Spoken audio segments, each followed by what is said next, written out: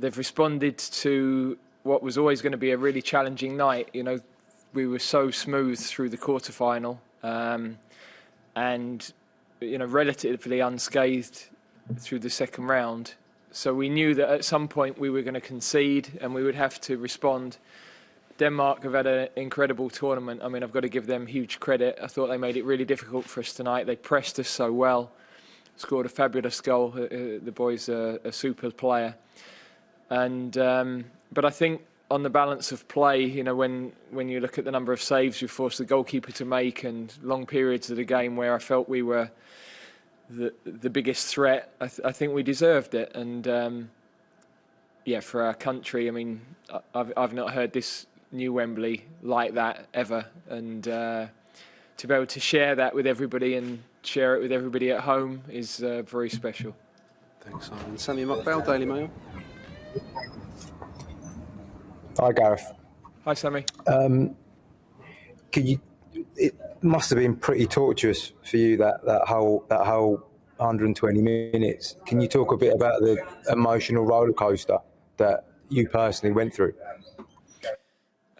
Well, I felt calm in the lead up to the game because I felt that the players, with what they've been through over the last few years, were ready. And you're never 100% sure how they'll react in those difficult moments, but we have talked about it and they stayed calm.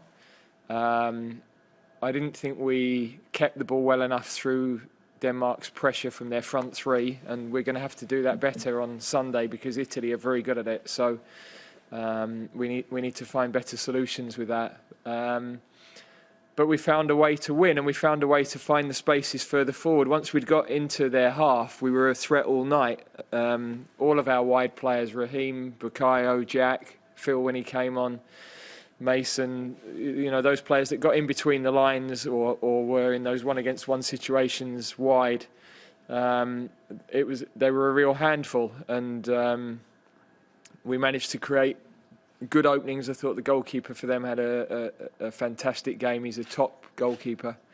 But we found a way to win. The second half of extra time, I think it took us a while to realise actually just to keep the ball was the easiest way to finish the game off. It took us 5 minutes to work that out, and then we got clued into it. So we invited more pressure in that initial period than we needed to.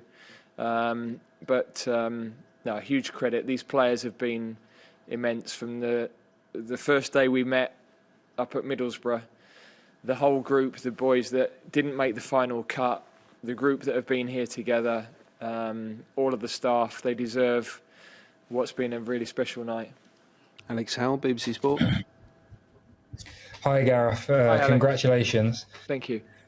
Just wanted to touch on the end of the game, on the team keeping the ball. How proud of you of how they dealt with the end of the game, and how were you trying to get your message onto them to keep it better when it got to that point? Well, understandably, given how long we've all waited for a moment like this, when you're ahead, there's a tendency to sit. We changed the shape because we know that Denmark in those moments have thrown 4 players into the box, and we needed to keep pressure on high up the pitch, but to be able to have the numbers to defend those balls into the box. But it took the players a while to really recognise they were then a man down, and there were opportunities to keep the ball better than we were. So, but look, it's human nature. You're in a moment that none of us have been that close before, and totally understand why it took the players a little while. But when they did lock onto that, then they kept the ball really well through that period and managed the game really well. Thanks, Alex. Dan Kilpatrick, Standard.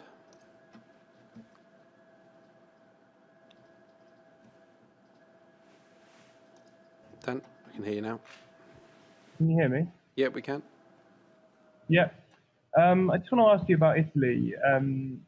Do you feel that's going to be the biggest test for your players so far, and particularly in terms of the experience they have at centre half and Bonucci and Chiellini? You know, how kind of canny do your forwards have to be to get the better of those two? Well, the whole team, you've only got to see. I mean, I think Denmark have only lost 4 matches out of 30 odd. Italy's record is even better than that. They've been a top team for the last couple of years. We've followed their progress closely. We know the way they play. They play with great energy. They play with great style. They're, as always, difficult to score goals against. So, you know, that without doubt, they deserve to be in the final. They've beaten two top teams to get there in Belgium and Spain. So it's the biggest possible test we could have with a day less to recover. But we've got to prepare from now, and of course it's wonderful to have that opportunity to take them on. Thanks, Dan. Simon Evans, Reuters. Hi, Gareth.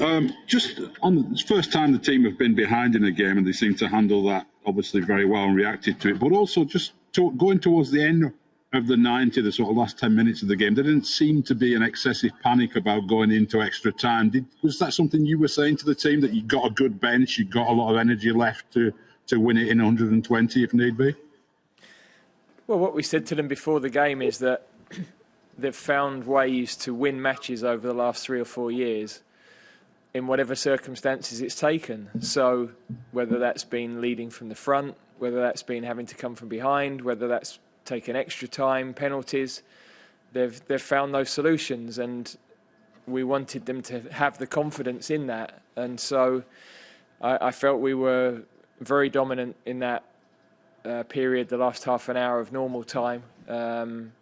And of course, the extra time, I think we had a bit more legs, a bit more energy, and you know, Denmark made a lot of changes early on in the game and weren't able to change later. So, but the strength of our bench has been an asset. There's no question about that. And the depth of the squad is why we are where we are, and the mentality of the squad is why we're in the position we're in. Paul Joyce, Times.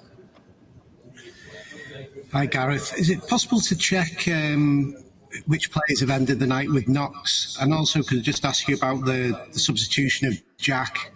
It's a very brave substitution, but I guess at that point, it's just what's best for the team. Yeah. At the moment, it seems like everybody's come through the game okay in terms of injuries. But I'm not sure this is the best moment to assess everything. So anyway, they're not reporting anything. Yeah, we felt that we know the way Denmark have gone in their previous matches. They've had very clear strategies when they've been behind. They've gone with 4-2-4 basically and thrown everybody forward. And we needed to keep pressure on at the front, but to have the numbers there to deal with the balls in the box. And in the end, Raheem was causing so many problems and was so difficult to play all night that it was going to have to be Phil or Jack to come off. And yeah, we made that decision. Not an easy one, but Jack has totally understood it. And in the end, he said to me, "Well, Gaffer, it doesn't matter."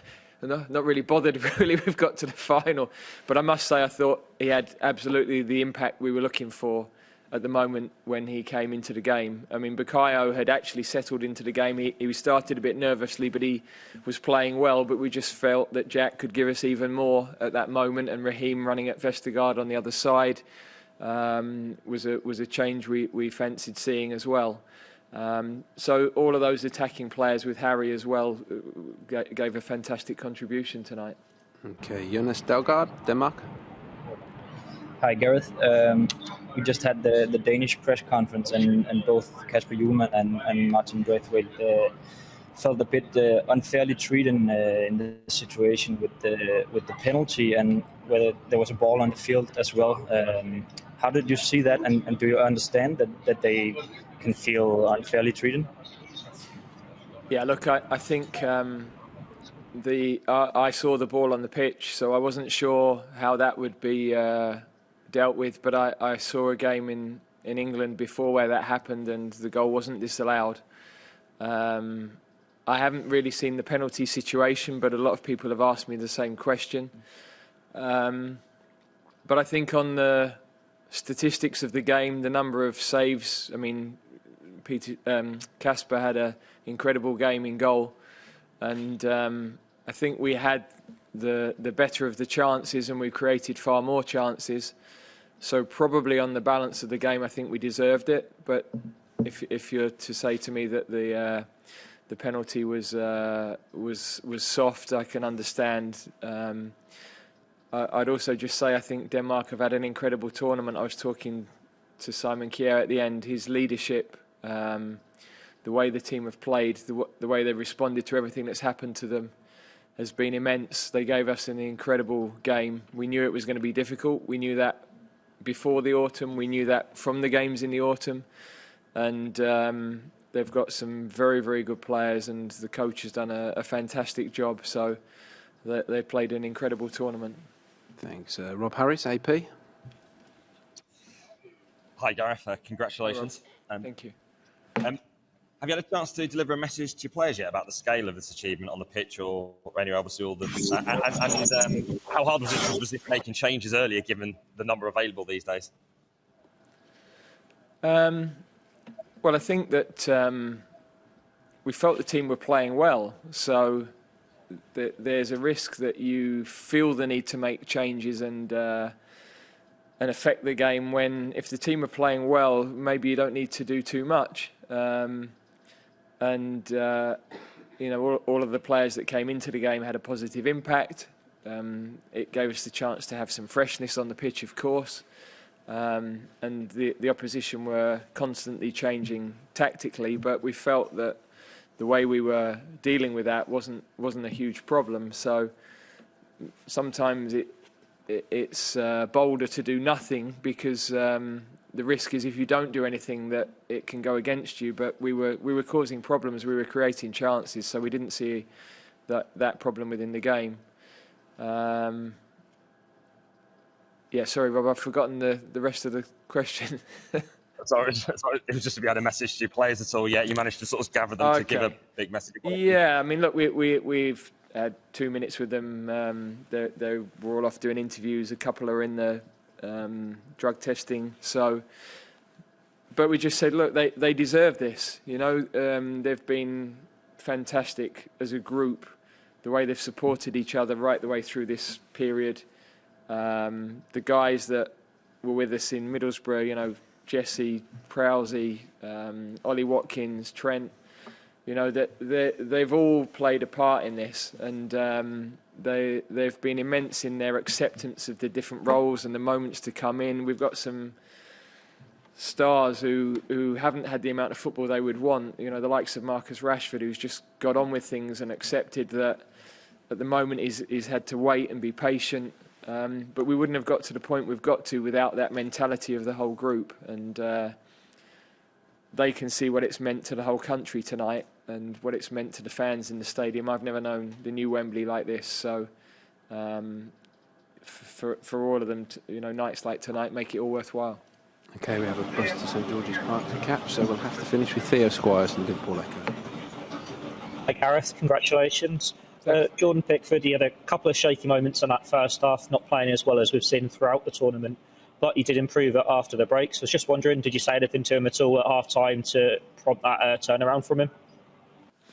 No, that's down to him. I mean, we just talked to the whole group about avoiding the sorts of needless mistakes that created some tension in that first half. We played some short passes. We were a little bit slow on some of the moments of transition where they were able to press us and win the ball back very quickly when we'd just won it.